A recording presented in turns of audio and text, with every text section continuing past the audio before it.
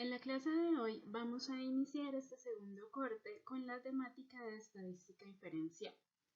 Recordemos que desde el inicio hemos hablado que la medición psicológica se basa en las herramientas estadísticas para realizar sus análisis, tomar decisiones y hacer predicciones.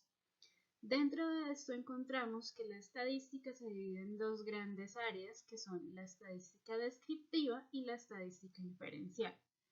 Recordemos que la estadística descriptiva es aquella que se encarga precisamente de describir los datos. Dentro de esa estadística descriptiva encontramos, por ejemplo, la organización de los datos en tablas de frecuencia o distribuciones de frecuencias, las graficaciones de datos que nos permiten tener una observación de cuál está siendo el comportamiento de la variable y distintos tipos de medida que nos ayudan a tener un análisis inicial del comportamiento de los datos. Sin embargo, la estadística descriptiva por sí sola no nos brinda todas las herramientas que requerimos como psicólogos para realizar procesos de análisis. Por esto es que necesitamos entonces de la estadística inferencial.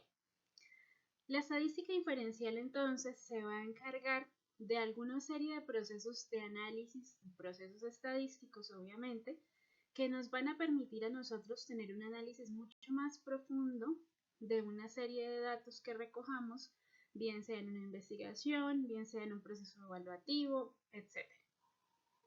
Para ello es necesario que entendamos entonces cuál es la importancia y de qué estamos hablando al referirnos a la estadística inferencial. Para ello entonces vemos que el objetivo que tiene la estadística inferencial es realizar, como su nombre lo indica, inferencias.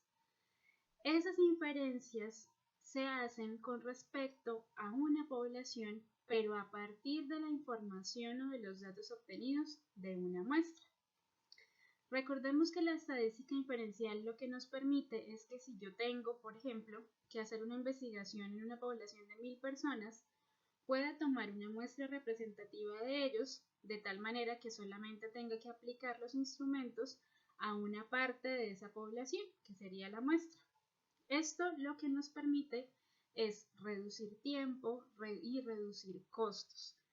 La muestra que tomemos de la población es importante que sea una muestra representativa de todos los casos de la población, es decir, que comparta todas las características necesarias de esa población para que al final podamos generalizar esos resultados que encontramos en la muestra a toda la población.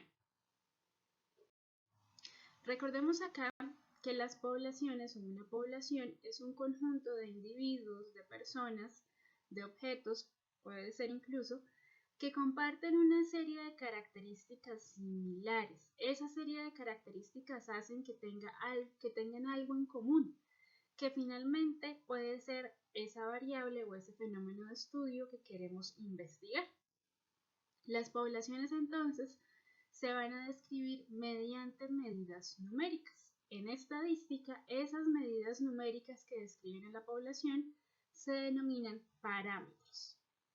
Los parámetros, de alguna manera, van a ser una serie de reglas que se encuentran establecidas y a partir de lo cual vamos a encontrar que existen una serie de pruebas para realizar sus análisis. De acuerdo con esto, van a haber pruebas paramétricas y pruebas no paramétricas.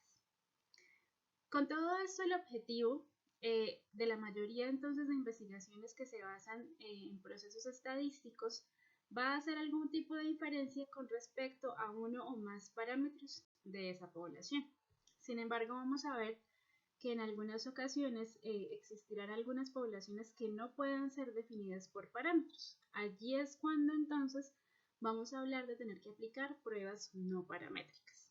Todas estas pruebas, tanto paramétricas como no paramétricas, vamos a irlas viendo más adelante. Y ustedes se preguntarán, ¿todo esto para qué sirve? ¿Para qué sirve la estadística inferencial?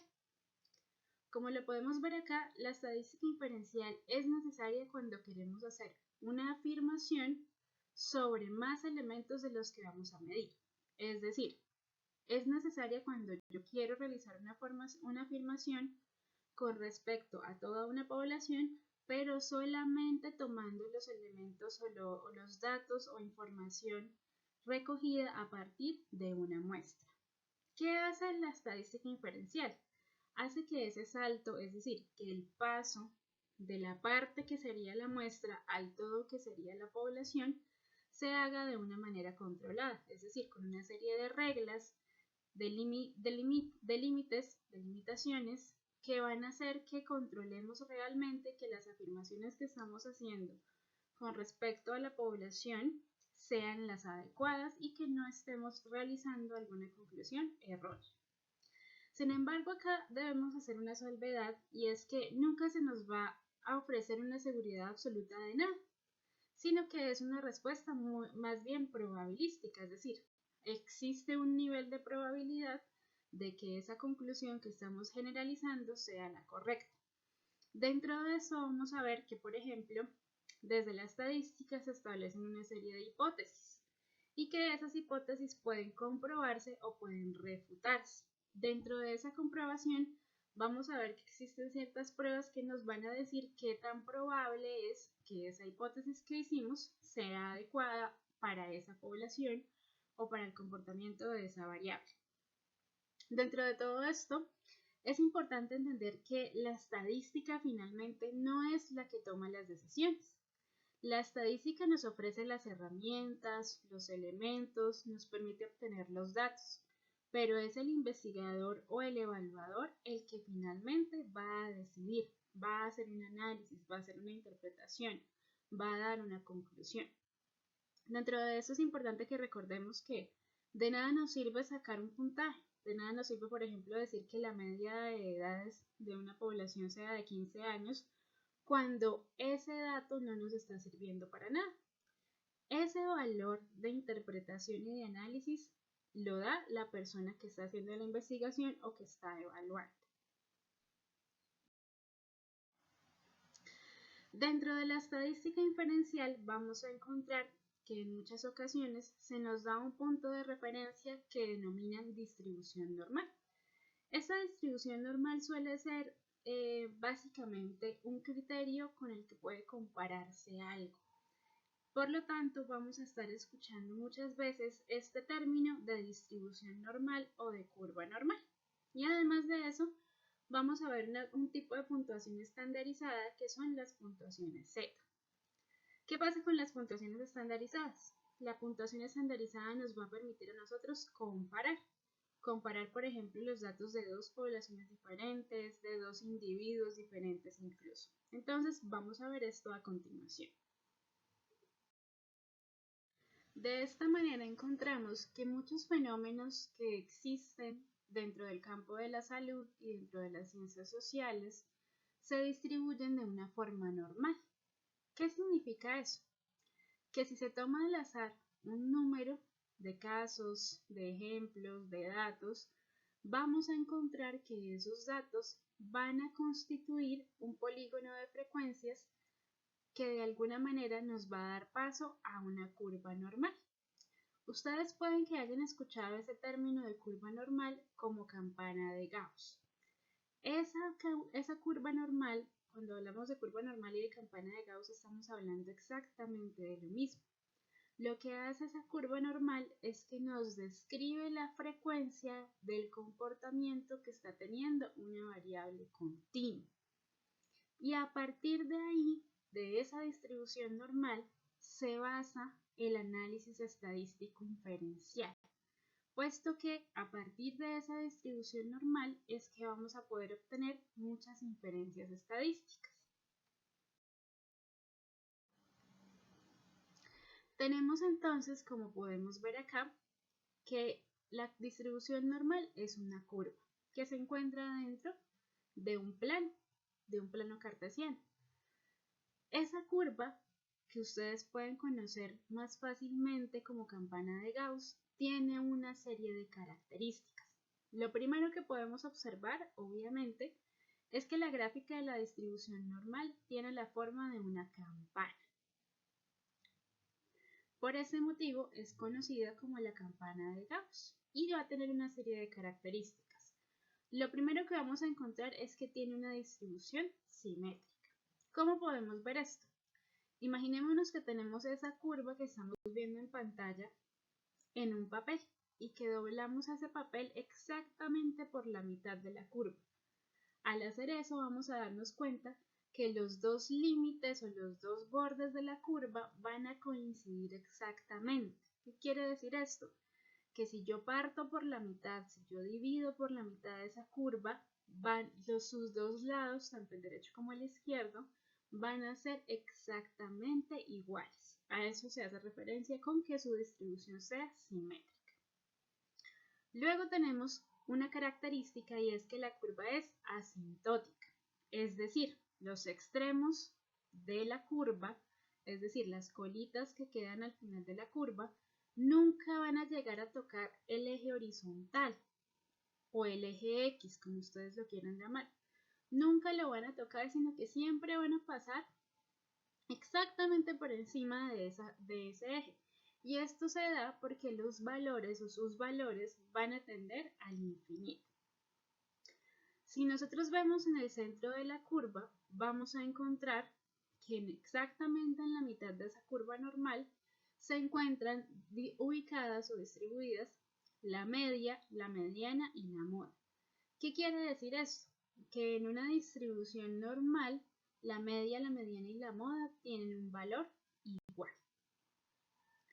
Como ustedes pueden ver en la línea roja, que es la línea divisoria de la curva, encontramos que todo lo que queda debajo de esa curva representa el 100% de los datos. Es decir, toda la información que se obtiene a partir de la recolección, a partir de la aplicación de alguna escala, de algún instrumento, va a ubicarse todos esos datos debajo de la curva normal. De esta manera vamos a encontrar que los elementos centrales de la curva normal son la media y la varianza. ¿Por qué la media y la varianza? La media porque vamos a encontrar que se encuentra justo en la mitad de la curva y la varianza porque nos va a permitir detectar a partir de la media cómo están variando los datos.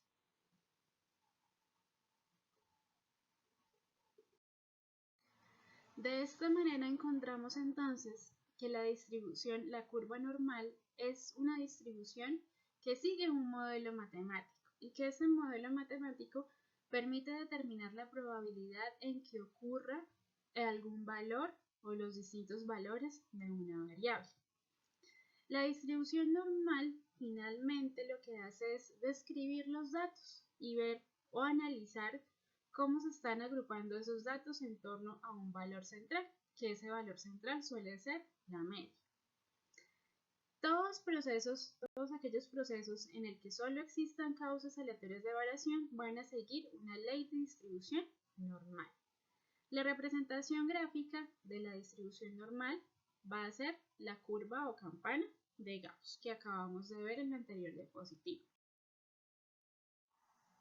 ¿Qué características entonces tiene la distribución normal? Primero que todo, que los valores de las mediciones, es decir, los datos que recogemos, van a tender a agruparse alrededor de un punto central, que ese punto central suele ser la media.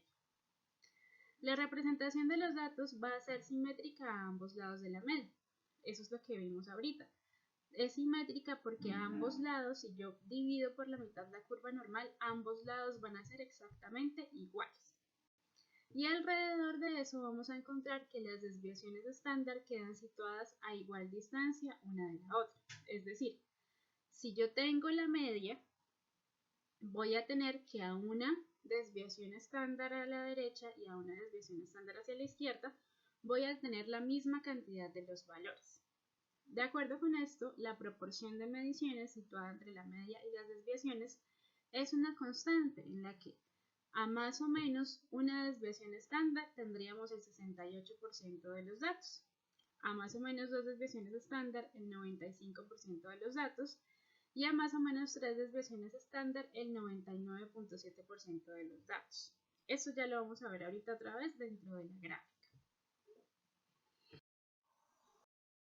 Lo podemos ver, como vemos en la cifra que se encuentra más cercana a la curva, Las dos flechas nos están señalando que está el 68% de los datos, es decir, entre la línea puntuada que tenemos en el centro, que sería la media, la línea puntuada que tenemos hacia la izquierda y la línea puntuada que tenemos hacia la derecha, encontramos que hay una desviación estándar hacia la derecha y una hacia la izquierda. A eso se refiere con más o menos una desviación estándar.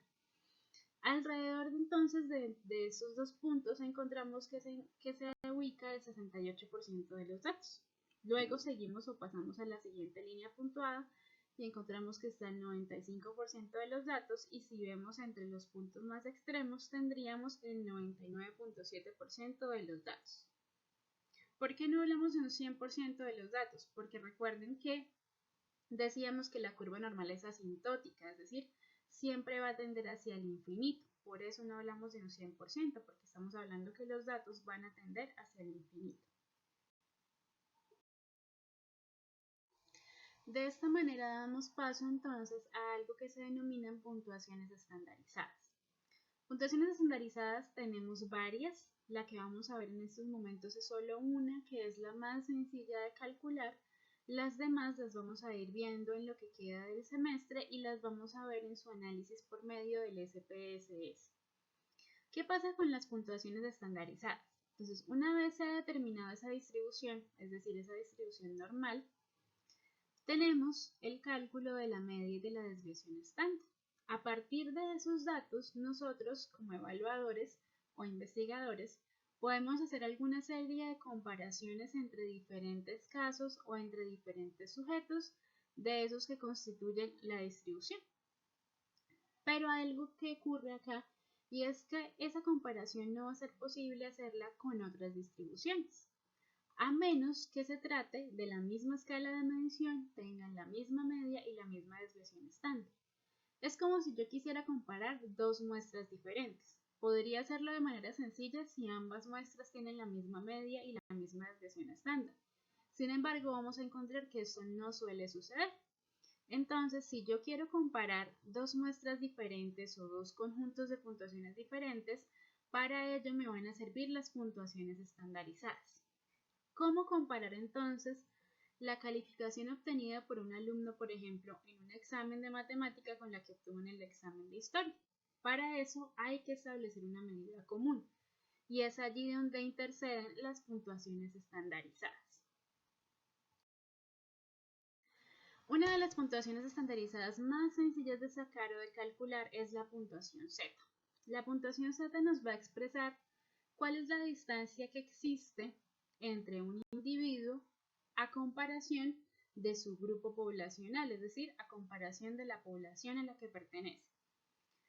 Esta puntuación Z se calcula obteniendo la diferencia que existe entre la medición del niño y la media grupal, o entre la medición del dato y la media del grupo poblacional. Para eso, lo que se hace es aplicar la fórmula que vemos en pantalla, y es que la puntuación Z va a ser igual al valor observado, es decir, al puntaje obtenido o al dato obtenido, menos el valor de la media de referencia, sobre la desviación estándar de la referencia. Ya lo vamos a ver. Acá, como podemos ver, la puntuación Z entonces es igual al puntaje o al dato que está definido por X menos la media sobre la desviación estándar. Recordemos que la desviación estándar la calculamos de acuerdo a si son los datos de una población o a si son los datos de una muestra.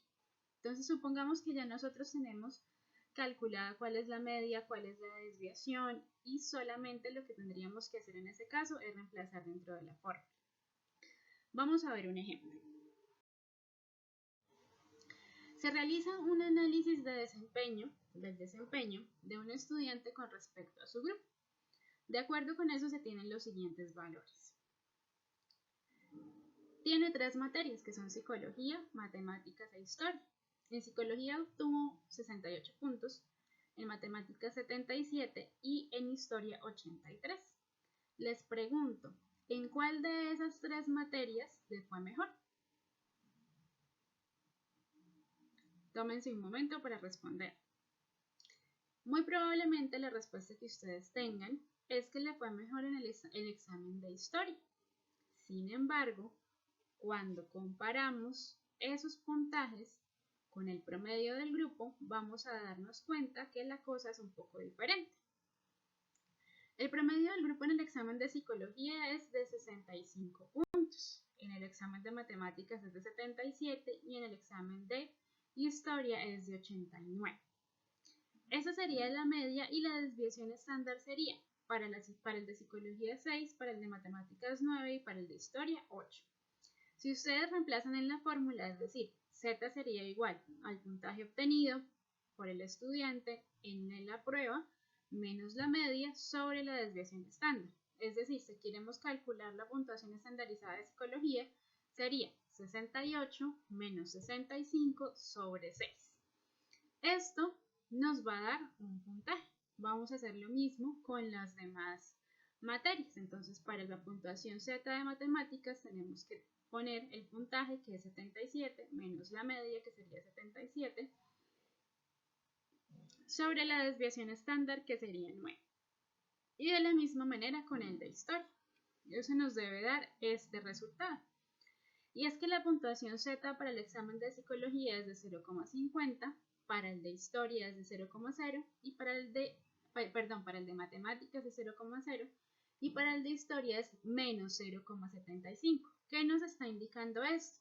El valor negativo nos indica que el puntaje que obtuvo esa persona está por debajo de la media. El puntaje que es igual a 0 nos indica que es igual al promedio y el puntaje mayor a 0 nos indica que está por encima de la media. Esto cambia totalmente la manera en que habíamos visto los datos, porque si de manera previa creíamos que le había ido mejor en el examen de historia, al momento de compararlo con su grupo, nos damos cuenta que de hecho en el examen de historia fue en el que peor le fue porque se encuentra por debajo de la media, mientras que en el de psicología tuvo un mejor desempeño porque su desempeño se encuentra por encima del promedio del grupo. De esta manera podemos ver que si comparamos los datos en bruto, es decir, si comparamos solamente los puntajes, sin tener en cuenta o sin compararlo con el grupo poblacional, la conclusión que podamos dar sea muy diferente. Mientras que al momento de compararlo con su población o con el promedio de la población, vamos a tener una conclusión diferente y más acertada de lo que realmente sucedió con esa persona, en el ejemplo que tenemos acá con el desempeño de ese estudiante.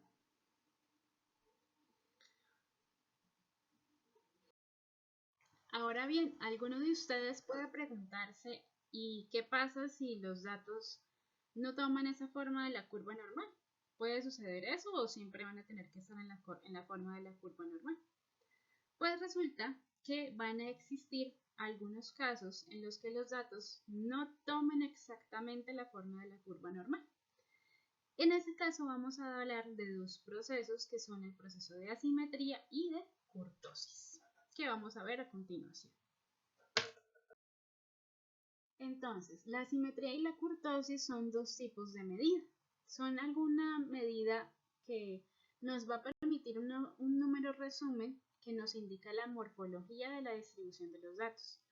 Morfología significa el estudio de la forma de algo, es decir, la asimetría y la kurtosis nos van a indicar a nosotros cómo es la forma o cuál es el comportamiento de la forma que está teniendo esa distribución de los datos. Es decir, si va a ser simétrica, si va a ser asimétrica, si va a tener un apuntamiento de una manera u otra. Esto nosotros lo vamos a poder ver tanto la curva normal como la simetría y la kurtosis reflejada en el tipo de gráfica de histograma que vamos a ver más adelante, la siguiente clase o la siguiente semana, cómo se realiza por medio del SPSS. De acuerdo con esto, entonces vamos a encontrar que cuando la curva no tome esa forma de la curva normal, vamos a hablar que tiene un sesgo. A partir de ese sesgo es que vamos a hacer el cálculo del coeficiente de asimetría. En este caso, el coeficiente de asimetría no lo vamos a calcular manualmente, sino que lo vamos a hacer directamente con el SPSS. Vamos a ver con mayor detenimiento a qué se refiere eso de simetría y asimetría. Entonces, si vemos la curva C, que es la que está en la parte de abajo, podríamos darnos cuenta que es la más similar o es la que se parece a la distribución de la curva normal. Esa curva C o esa gráfica C es efectivamente una distribución normal. Esa curva C entonces me está mostrando una distribución simétrica. Recordemos que la curva normal es simétrica porque si yo la divido por la mitad, ambos lados van a estar iguales. Sin embargo, van a suceder ocasiones en las que esto no ocurra, que es el caso de la gráfica A y de la gráfica B. Si vemos la gráfica A y la gráfica B, si yo la divido por la mitad, vamos a encontrar que sus lados no son simétricos, son asimétricos, es decir, tienen un lado que tiene mayor longitud que el otro. Eso se llama sesgo. Y vamos a poder encontrarlo dentro de la gráfica. La gráfica por sí misma nos va a mostrar entonces en la gráfica A, por ejemplo, que existe un sesgo hacia la derecha. Si ustedes ven, la cola, que es la parte más alargada de la curva, se va o se desvía hacia la derecha. Y en la gráfica B podemos ver que la cola de la curva se está desviando hacia la izquierda. Ya vamos a verlo un poco con más detenimiento. Acá tenemos entonces que existen diferentes tipos de distribuciones, como son las distribuciones asimétricas. De esta manera podemos también encontrar distribuciones simétricas. ¿Cuándo tenemos una distribución simétrica? Cuando tenemos la forma de la curva normal. Y eso sucede porque la media, la mediana y la moda coinciden en su valor, es decir, son iguales. En este caso vamos a presentar o vamos a encontrar todas las características de la curva normal que vimos anteriormente. Cuando esto no ocurre, encontramos que la distribución puede sesgarse hacia la izquierda, y esto sucede cuando la moda es menor a la mediana y a su vez la mediana es menor que la media. Como no van a tener un valor igual, vamos a encontrar que la curva va a sesgarse o que la cola de la curva va a irse hacia la izquierda. Y tenemos distribuciones sesgadas hacia la derecha, y es aquella en la cual la relación se invierte. La moda va a ser mayor a la mediana y la mediana va a ser mayor a la media. En este caso entonces la curva va a sesgarse hacia la derecha, es decir, la cola de la curva va a desviarse hacia la derecha. Esto también lo vamos a poder encontrar no solo de forma gráfica, sino por medio del coeficiente de asimetría. El coeficiente de asimetría lo que hace es medir el grado de asimetría que tiene una distribución con respecto a la media. Es decir, nosotros podemos saber qué tipo de asimetría tiene un valor, una distribución, no solamente por el tipo de la curva o por la forma gráfica, sino también por el coeficiente. Si encontramos que el coeficiente de asimetría nos da un valor igual a 0, significa que tenemos una distribución normal o simétrica. Si encontramos que el valor nos da mayor a 0, vamos a tener una distribución sesgada hacia la derecha o positiva. Y si encontramos que el valor que nos da el coeficiente de asimetría es menor a 0, vamos a tener un valor negativo, por lo tanto va a encontrarse desviado o sesgado hacia la izquierda. Acá podemos ver la comparación entonces entre la curva asimétrica, la curva con asimetría positiva y la curva con asimetría negativa. Si nosotros tuviéramos el valor del coeficiente de cada uno de estos, veríamos que el coeficiente de asimetría de la curva asimétrica es de 0, que el coeficiente de la curva de asimetría positiva es un valor mayor a 0, es decir, es un valor positivo, y que el valor de la curva de asimetría negativa es un valor menor a 0, es decir, es un valor negativo. En la cola de la curva, es decir, hacia dónde apunta ella. Acá tenemos el circulito que está apuntando que, por ejemplo, en la simetría negativa, la cola, o sea, la punta, la parte más alargada de la curva, se va hacia la izquierda, mientras que en la simetría positiva, esa cola se va o se apunta hacia la derecha. Ese es el principal punto de referencia. Si por algún motivo tenemos una gráfica en la cual no se vea totalmente claro hacia dónde está apuntando o cuál está haciendo la simetría, podemos salir de dudas o podemos contrarrestar o comparar esos datos por medio del coeficiente de asimetría. Recordemos que si tenemos una simetría, un coeficiente de asimetría cuyo valor es mayor a 0, es decir, es un valor positivo, me está indicando que la distribución tiene una simetría positiva. Mientras que si el valor del coeficiente me da un número menor a 0, es decir, un número negativo, me está indicando que tiene una asimetría negativa. De esta manera podríamos concluir entonces que la simetría positiva tiene un sesgo hacia la derecha y su coeficiente va a ser mayor a 0, y que la asimetría negativa tiene un sesgo hacia la izquierda y que su valor va a ser menor a 0. Pero vamos a encontrar que no solamente vemos que la curva tenga mayor inclinación hacia un lado o hacia el otro, sino que también vamos a encontrar casos en que hayan curvas más apuntadas, es decir, más hacia arriba, y curvas más aplastadas o más achatadas. Para eso vamos a hablar del proceso de kurtosis o de la medida de kurtosis. Esta kurtosis también va a tener un coeficiente. Si encontramos que los datos se encuentran muy concentrados alrededor de la media, vamos a tener una distribución leptocúrtica. ¿Cómo lo podemos identificar? Porque en el coeficiente de kurtosis el valor que nos da es un valor mayor a 0, es decir, es un valor positivo. Si los datos están muy dispersos, la distribución es platicúrtica, va a ser una distribución más aplanada y por tanto en el coeficiente de kurtosis su valor va a ser menor a 0, va a ser un valor negativo. Mientras que si tenemos un comportamiento normal, su kurtosis va a ser igual a 0 y por tanto su distribución va a denominarse mesocúrtica.